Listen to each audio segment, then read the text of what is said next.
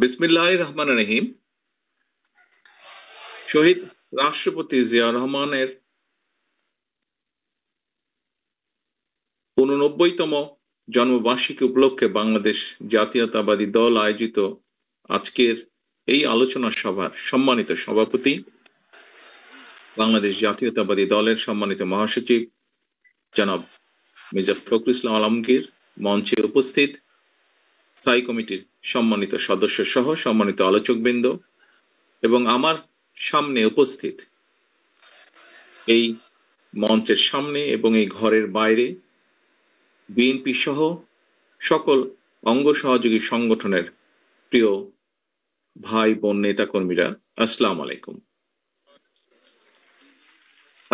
আমি আসলে বক্তব্য রাখার জন্য প্রস্তুত ছিলাম না, কারণ আমার যতটুকু মনে আছে গতকাল যখন অনুষ্ঠানটা নিয়ে আমরা আলোচনা করেছি, বক্তব্যের কারা বক্তব্য রাখবেন, আলোচনা করবেন, সেখানে মোটামুটি ভাবে একটি সিদ্ধান্ত ছিল যে আমি নেতৃবৃন্দ যারা আছেন, শহীদ জিয়া, দেশনেত্রী খালেদা জিয়ার সাথে যারা কাজ করেছেন, কাছে থেকে দেখেছেন, ওনারা ওনাদের মূল্যবান পরামর্শ বা বক্তব্য রাখবেন।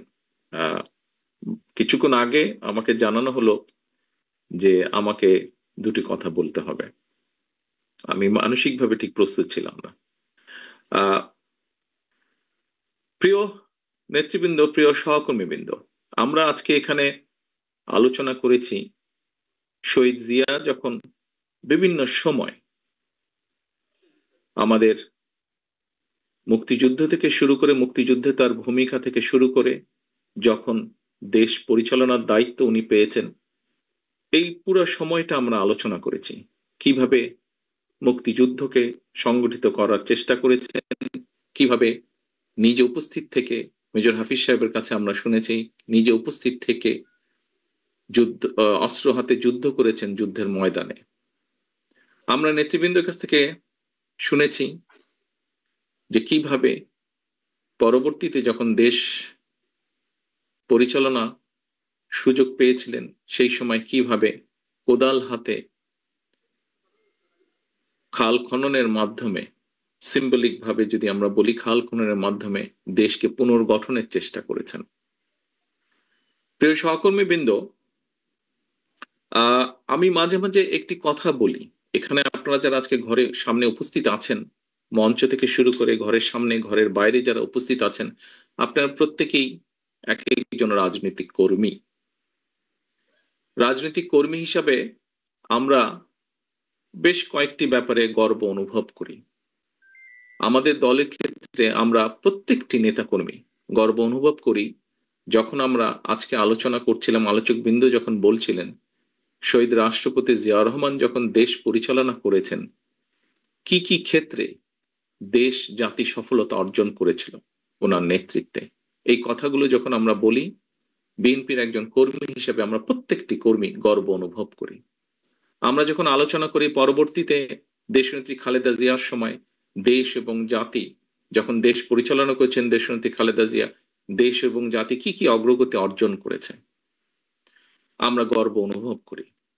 সহকর্মীবৃন্দ, আপনারা যখন আপনাদের এলাকায় যান, মানুষের সাথে কথা বলেন, বের হন, দলীয় কোনো কর্মসূচি পালন করেন, তখন যখন দেখেন আপনাদের পিছনে শত হাজার মানুষ সমবেত হয়েছে, আপনাদের মিছিলে শত হাজার মানুষ যোগদান করেছে, আপনাদের বুকটা অনেক ভরে যায়। সহকর্মীবৃন্দ, আমরা রাজনীতি করছি, কেন রাজনীতি করছি, কার জন্য করছি? দেশের জন্য করছি, দেশের মানুষের জন্য করছি। একজন রাজনীতিবিদ হিসাবে যেই গর্বের কথাগুলো বললাম, এর পাশাপাশি বোধহয় আরেকটি বিষয় আছে। বিষয়টি আমরা মাঝে সাঝে আলোচনা করি, আমরা যারা পেছনে রয়ে যাই তারা আমরা আলোচনা করি। কি সেটি? সেই বিষয়টি, একজন রাজনীতিবিদ যখন মানুষ মাত্রই মৃত্যুবরণ করবে, এবং একজন রাজনীতিবিদ যখন মৃত্যুবরণ করেন, মুসলমান যদি হয়ে থাকেন অবশ্যই জানাজা তার হয়, এবং সেই জানাজায় মানুষের উপস্থিতি বলে দেয় যে মানুষটি মারা গিয়েছেন তিনি তার মানুষের কাছে কতটা জনপ্রিয় ছিলেন, তিনি মানুষ হিসেবে কতটা মানুষের কাছে গ্রহণযোগ্য ছিলেন, এই জানাজার বিষয়টি বলে দেয়।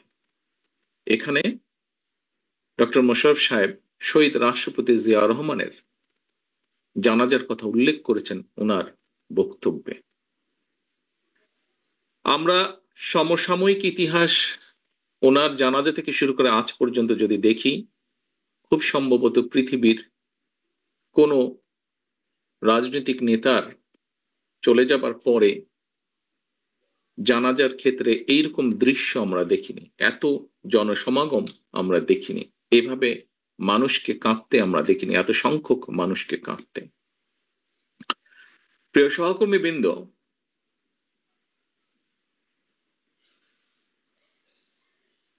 আমার মনে হয় যে আমাদের প্রত্যেকে মানুষ, এখানে যারা আজকে আমরা উপস্থিত আছি, প্রত্যেকে আমাদেরকে একদিন চলে যেতে হবে। স্বাভাবিকভাবেই মৃত্যুর পরে জানাজা, মুসলমান হলে জানাজা, অন্য ধর্ম হলে সেই ধর্ম অনুযায়ী যেই অনুষ্ঠানটি হয় সেই অনুষ্ঠানটি হবে।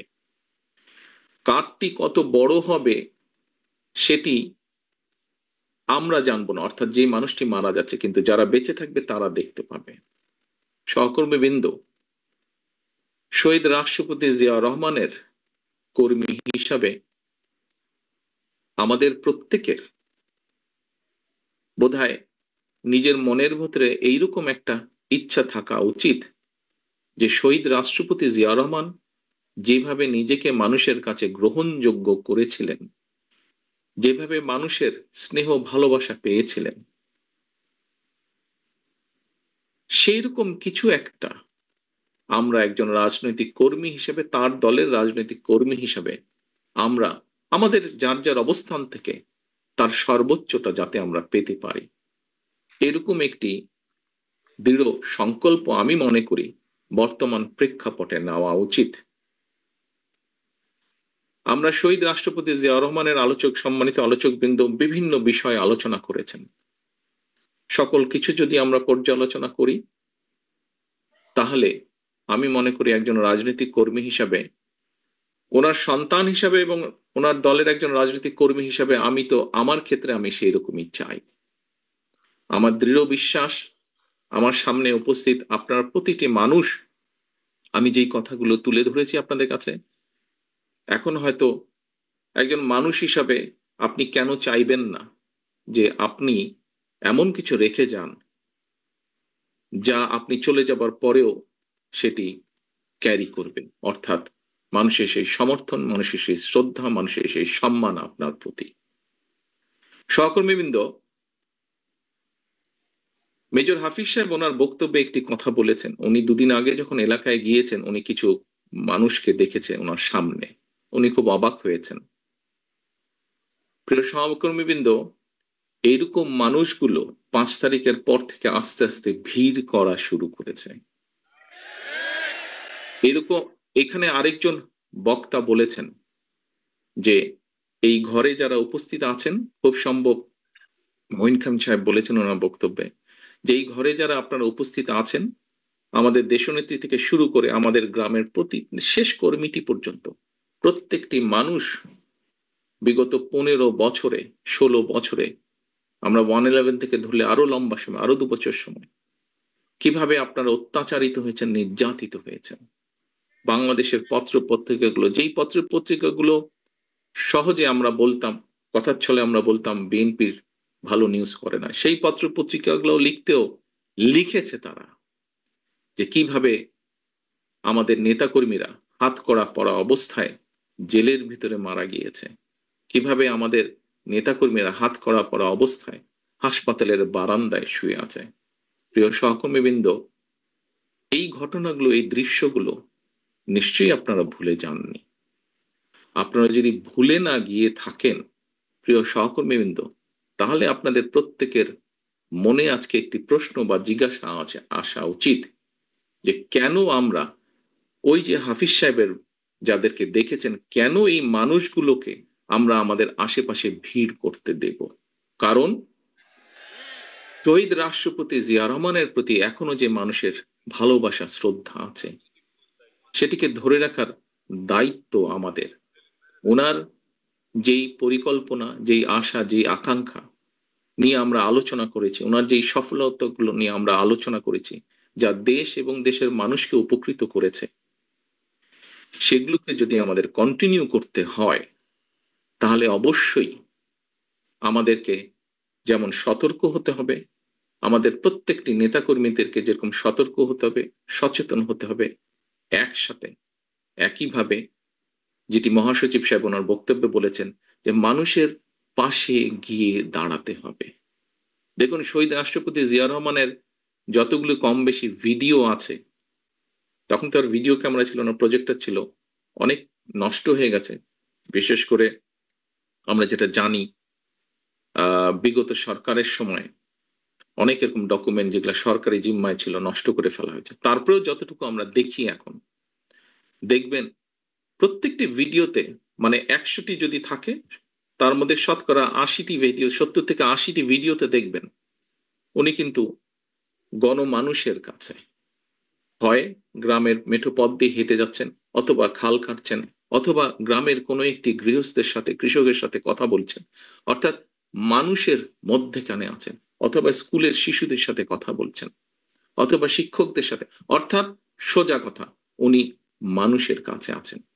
তো আমরা তো ওনারই নেতা কর্মী, আমরা তো ওনারই ফলোয়ার, তাহলে কেন আমরা এই কাজটি করতে পারবো না?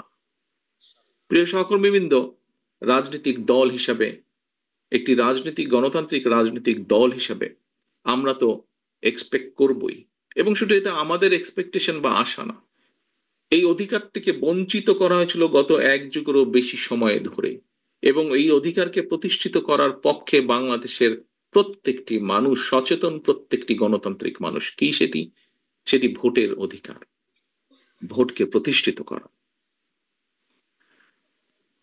আমি বিগত 1 যুগেরও বেশি সময় ধরে বাধ্য হয়ে প্রবাসে থাকতে হচ্ছে আমাকে। আমি এমন একটি দেশে আছি যেখানে গত 400 বছর ধরে গণতন্ত্র প্র্যাকটিস হচ্ছে। আমরা গণতান্ত্রিক দেশ, উন্নত দেশ, মানুষের গণতান্ত্রিক অধিকারের দেশ বললে প্রথমে ব্রিটেনের কথা চোখের সামনে ভেসে ওঠে। প্রিয় সহকর্মীবৃন্দ, এই দেশে যে কোনো সরকারি ব্যবস্থা, যে কোনো রাষ্ট্রীয় ব্যবস্থা, যে কোনো ব্যবস্থা কেন মানুষের পক্ষে, তার একটি মূল কারণ হচ্ছে এই দেশের মানুষের ভোটের অধিকার প্রতিষ্ঠিত রেখেছে তারা, যে কোনো ভাবেই হোক সেটিকে প্রতিষ্ঠিত রেখেছে। অর্থাৎ মানুষকে কথা বলতে দিতে হবে, মানুষকে তার ভোট দিতে দিতে হবে, এর বাইরে কোনো কথা নাই। এবং তার জন্য একটি জবাবদিহিতা তৈরি হয়েছে, আস্তে আস্তে জবাবদিহিতা তৈরি হয়েছে। সেই জবাবদিহিতা প্রত্যেকটি ক্ষেত্রে, রাষ্ট্র এবং সরকারের প্রতিটি ক্ষেত্রে এই জবাবদিহিতা তৈরি করতে পেরেছে তারা, এবং সেজন্যই এখানে মানুষ নিরাপদ থাকে, এখানে মানুষ রাষ্ট্রকে, সরকারকে ভয় পায় না, বরং সরকার মানুষকে ভয় পায়। এবং সেই জন্য সরকার প্রতিনিয়ত সচেতন থাকে কিভাবে দেশের মানুষকে ভালো রাখা সম্ভব হয়। কাজেই আমরা মনে করি, আমি দৃঢ়ভাবে বিশ্বাস করি, যে কোনো মূল্যে, গতকাল জিয়া রহমান ফাউন্ডেশনের অনুষ্ঠানে একজন আহ, একজন তরুণের প্রশ্নের জবাবে আমি একটি উত্তর দিয়েছিলাম। প্রশ্নটি করেছিল আরেকজনকে, বাট উনি বলার পরে আমি অ্যাড করেছিলাম আমার মনের কথাটি। সেটি হচ্ছে, বাংলাদেশে আমরা অনেকগুলো রাজনৈতিক দল আছে, বিভিন্ন রাজনৈতিক দলের বিভিন্ন মতবাদ আছে, বিভিন্ন আদর্শ আছে, থাকতে পারে, থাকাটাই স্বাভাবিক, থাকাটাও উচিত। তবে একটি ব্যাপারে আমাদের সকলকে একটা জায়গায় মনে হয় আসা উচিত, অর্থাৎ যে কোনো মূল্যে আমি আমার আদর্শের কথা বলবো, আরেকজনের আদর্শের কথা বলবে, আমি সুযোগ পেলে আমার আদর্শ বাস্তবায়ন করব, জনগণ যদি আমাকে সুযোগ দেয়। অন্য কেউ সুযোগ পেলে, তাকে যদি জনগণ সুযোগ দেয়, সে তার আদর্শ বাস্তবায়ন করবে, যা তার জনগণের সামনে উপস্থাপন করবে। বাট একটি ক্ষেত্রে যে কোনো মূল্যে এক জায়গায় আমাদেরকে থাকতে হবে, সেটি হচ্ছে নির্দিষ্ট সময় পরে পরে দেশের নিয়ম আইন কানুনের সংবিধান যে সময়টি বেঁধে দিবে সেই সময়ে পরে পরে অবশ্যই রাষ্ট্রের বা সরকারের প্রতিটি পর্যায়ে যেখানে নির্ধারিত হবে সেখানে ভোট হতে হবে। সেটি জাতীয় সংসদ হোক, সেটি পৌরসভা হোক, ইউনিয়ন পরিষদ হোক, যেটিই হোক না কেন। অর্থাৎ জবাবদিহিতা, ভোটই একমাত্র, ভোটের অধিকার একমাত্র জবাবদিহিতা তৈরি করতে পারে। জবাবদিহিতা যদি রাষ্ট্রে, সমাজে, সকল জায়গায় যদি আমরা জবাবদিহিতা তৈরি করতে পারি, তাহলেই ধীরে ধীরে আমরা এগোতে সক্ষম হব। ধীরে ধীরে সরকার যদি জনগণকে জবাবদিহিতা করতে বাধ্য থাকে প্রতি কাজের জন্য, তাহলেই একমাত্র আস্তে আস্তে জনগণের দুঃখ দুর্দশা লাঘব করা সম্ভব হবে। জনগণের কথা, জনগণের ইচ্ছা, জনগণের আকাঙ্ক্ষা প্রতিফলিত হবে সরকারের কাজের মাধ্যমে। প্রিয় সহকর্মীবৃন্দ, আমি একটি কথা বলতে চাই আমার বক্তব্যের মধ্যে।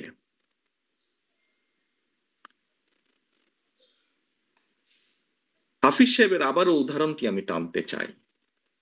ওই যে মোটরসাইকেল বহর, আপনারা বিগত 16-17 বছর অনেকভাবে নির্যাতিত হয়েছেন। আমরা মোটামুটি একটি গড় হিসেবে জানি বাংলাদেশ জাতীয়তাবাদী দলের 60 লক্ষ নেতাকর্মীর নামে বিভিন্নভাবে মিথ্যে গায়েবী মামলা আছে, নির্যাতিত অত্যাচারিত। শুধুমাত্র জুলাই আগস্ট মাসে যে আন্দোলন, জনগণের যে আন্দোলন, সেখানে বাংলাদেশ জাতীয়তাবাদী দলেরই প্রায় 500-র মতন নেতাকর্মী শহীদ হয়েছেন। বহু হাজার, শত হাজারের মতন নেতাকর্মী বিভিন্নভাবে জখম হয়েছেন। আমরা কি এতগুলো বাংলাদেশ জাতীয়তাবাদী দলের নেতাকর্মীরা যারা অত্যাচার নির্যাতন সহ্য করেছে, এই যে 60 লক্ষ মানুষ বা তারও বেশি সংখ্যক মানুষ, আমরা কি ওই মোটরসাইকেল বহরের যারা, তাদেরকে সুবিধা দেওয়ার জন্য এই অত্যাচার নির্যাতন সহ্য করেছি? অবশ্যই নয়, অবশ্যই নয়। সহকর্মীবৃন্দ, মানুষ হিসাবে আমরা বিভ্রান্ত হয়তো হতেই পারি, কিন্তু যে পরিস্থিতির ভিতর দিয়ে আজকে এই মুহূর্তে আমরা যেখানে এসে দাঁড়িয়েছি, সহকর্মীবৃন্দ, আমি বিনীত হাতে আপনাদের কাছে করজোড়ে অনুরোধ করব, এই ঘর বা এই ঘরের বাইরে নয়, সমগ্র বাংলাদেশে শহীদ রাষ্ট্রপতি জিয়াউর রহমান এবং দেশনেত্রী বেগম খালেদা জিয়ার যত সৈনিক, যত কর্মী আছেন, আপনাদের কাছে বিনীতভাবে অনুরোধ করব, দয়া করে আপনারা ওই মোটরসাইকেল আলাদেরকে ভিড় করতে দেবেন না। দয়া করে আপনারা নিজেদের প্রত্যেককে, দয়া করে আপনারা শহীদ রাষ্ট্রপতি জিয়াউর রহমানের জানাজার চিত্রটা মনে করবেন এবং দয়া করে আপনারা বিভ্রান্ত হয়ে কোনো কাজ, বিভ্রান্তিকর কোনো কাজ করা থেকে বিরত থাকেন। সহকর্মীবৃন্দ, কথা প্রসঙ্গে সবাই বলে যে একটি নিরপেক্ষ নির্বাচন হলে, বিভিন্ন আলোচক বৃন্দ বলেন যারা বিএনপি করেন না, আপনারা বিভিন্ন টক শো দেখেন, আমিও দেখি, বরং হয়তো চেষ্টা করি একটু বেশি দেখতে, যেহেতু দেশ থেকে দূরে আছি।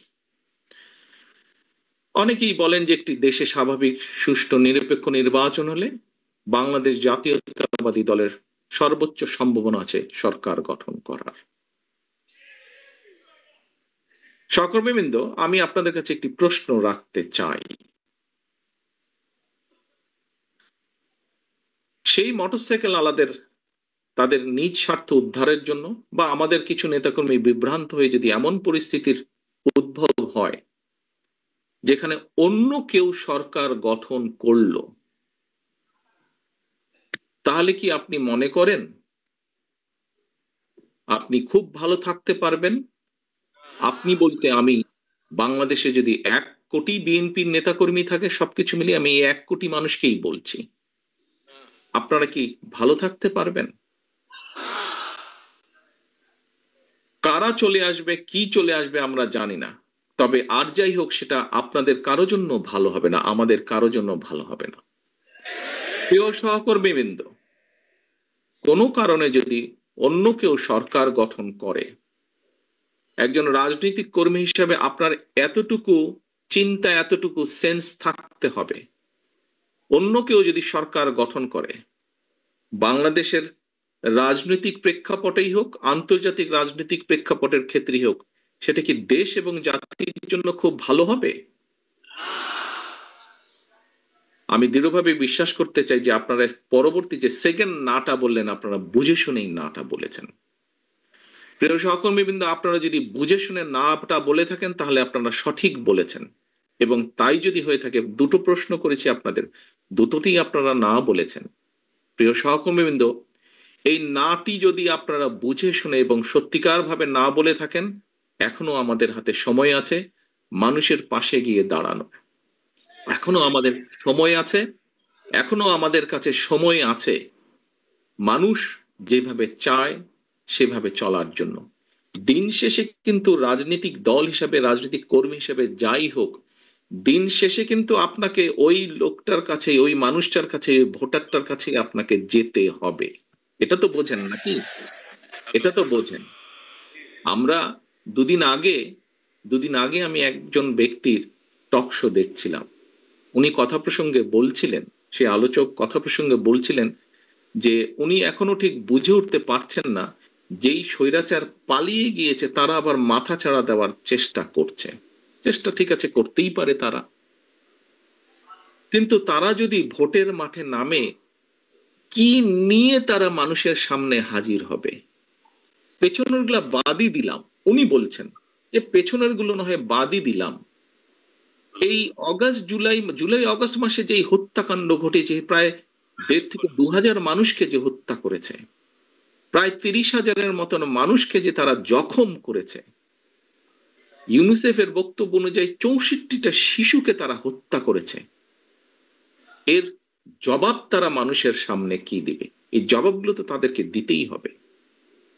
প্রিয় সহকর্মীবৃন্দ, আমরা যদি সেই দিনটি আসা পর্যন্ত আমাদের ভিতরে যদি কেউ কিছু করে, জবাব তো আপনাকে দিতে হবে। যখন আপনি দুদিন পরে ভোটের জন্য মানুষের কাছে যাবেন, আপনাকে জবাব দিতে হবে না? সে বলে সে যদি বলে যে এই মিয়া, তোমার ওই লোক এসে আমার সাথে এই ব্যবহার করেছে বা আমার প্রতি এই অন্যায় অবিচার করেছে, তোমার দলের লোক এসে, আপনি কি জবাব? আপনি কি যদি তখন যদি শুধু জবাব দেন, ভাই ওকে তো চিনি না, ও দলের কেউ না, তাতে কি হয়ে যাবে? তাতে তো হবে না। প্রিয় সহকর্মীবৃন্দ, আমাদের সামনে উদাহরণ আছে, একদম কটকটা, একদম পরিষ্কার উদাহরণ আছে। জনগণ যখন ক্ষিপ্ত হয়, জনগণ কিভাবে স্বৈরাচারকে খেদিয়ে দেশ থেকে পালিয়ে যেতে বাধ্য করে। সহকর্মীবৃন্দ, মাত্র কদিন আগে, এখনো চোখের সামনে জল জল করছে সেই উদাহরণ। জনগণ যদি ক্ষিপ্ত হয়, যতই মনে মনে তৃপ্তি বোধ করেন বিএনপি সবচেয়ে বড় দল, আমি জানি হয়তো আমার এই কথাটার কিছু কিছু রিয়াকশন হলেও হতে পারে, বিভিন্ন জন বিভিন্ন ভাবে টুইস্ট করতে পারেন। দলীয় প্রোগ্রাম বলছি, তারপরে এটা তো দলীয় থাকবে না, এখানে সাংবাদিক ভাইরা আছেন, ইন্টারনেটে কানেক্টেড, এটা বেরিয়ে যাবে। বিষয়টি হচ্ছে যে জলজল করছে সেই উদাহরণ। কাজেই দিন শেষে কিন্তু সেই জনগণ, দিন শেষে সেই জনগণ, আমরা সকলে সেই জনগণের সমর্থন পাওয়ার চেষ্টা করছি। কাজেই সমর্থন যদি পেতেই হয়, কেন আমরা সত্যিকার ভালোভাবে সেই সমর্থন নেওয়ার চেষ্টা করব না? কেন আপনি কেন আপনি অন্যায়ের বিরুদ্ধে চোখ বন্ধ করে রাখবেন? প্রিয় সহকর্মীবৃন্দ, দিন শেষে সেই জনগণের কাছেই যেতে হবে। জনগণ যদি মুখটা ফিরিয়ে নেয়, আপনার আমার কিন্তু কোনো স্থান নেই। যত বড় যাই হই না কেন, আমরা নিজেরা নিজেরা যত বড় যাই মনে করি না কেন, জনগণ যদি মুখ ফিরিয়ে নেয়, এবং নাম বলবো না, কিছু কিছু রাজনৈতিক শক্তি, যেই হোক না, যত ছোট বড়ই হোক না কেন, তারা বিভিন্নভাবে আমাদের বিপক্ষে ওই মোটরসাইকেল আলাদের কিছু কাজ কামের কারণে তার সাথে আমাদের নেতাকর্মীদেরকে যুক্ত করে কিছু কিছু কথা বলার চেষ্টা করছে। আমাদেরকে সতর্ক সচেতন হতে হবে সহকর্মীবৃন্দ। বারে বারে আমি বলছি, আমি আজকে গত কয়েক মাস ধরে বলছি, সামনের নির্বাচন এত সহজ নয় আপনারা যত সহজ ভাবছেন। নিজের মনে যতই বড়াই করুন, আরে বিএনপির তো শাখা প্রশাখা একদম গ্রাম পর্যন্ত আছে, অন্যদের কি এত আছে? এত বড়াইয়ের কিছু নেই। থাকতে পারে আপনার শাখা প্রশাখা, প্রিয় সহকর্মীবৃন্দ, আমাদের নেতাকর্মীরা তৈরি করেছে সেই শাখা প্রশাখা, গ্রাম পর্যন্ত দলকে নিয়ে গেছে, ওয়ার্ডে ওয়ার্ডে দলকে নিয়ে গেছে, কিন্তু তারপরেও জনগণ ম্যাটার্স। জনগণ ম্যাটার্স। সেই জনগণই হচ্ছে আমাদের শক্তি, জনগণই হচ্ছে আমাদের সমর্থন, জনগণই হচ্ছে শক্তি। জনগণ সাথে না থাকলে জনগণ 5ই আগস্ট দেখিয়ে দিয়েছে। কাজে আমরা যদি ভুল করি, জনগণ আবার কোনো একটা কিছু দেখিয়ে দিবে, তখন কিন্তু পস্তাতে হবে, তখন কিন্তু হাপির তেশ করতে হবে।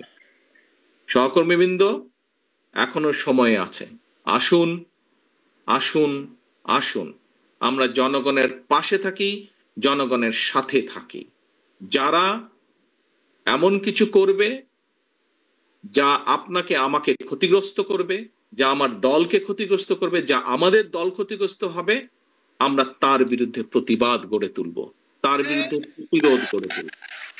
আজকে শহীদ জিয়ার 89তম জন্মবার্ষিকীতে যদি শহীদ জিয়াকে সত্যিকার ভাবে আমাদের স্মরণ করতে হয়, যদি শহীদ জিয়াকে সত্যিকার ভাবে সম্মান জানাতে হয়, আজকে দেশনেত্রী খালেদা জিয়া, ওনার জন্য আমরা দোয়া করছি সুস্থতার জন্য, কিন্তু দেশনেত্রী সবচাইতে খুশি হবেন, দোয়া তো আছেই, কিন্তু উনি যখন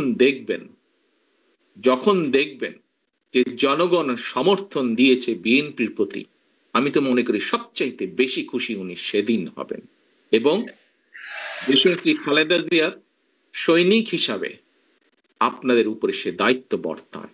সহকর্মীবৃন্দ, আমরা কে ছোট নেতা, কে গ্রামের নেতা, কে ইউনিয়নের নেতা, কে বড় নেতা, কে বিভাগীয় নেতা, কে কেন্দ্রীয় নেতা, বিষয় এটি নয়।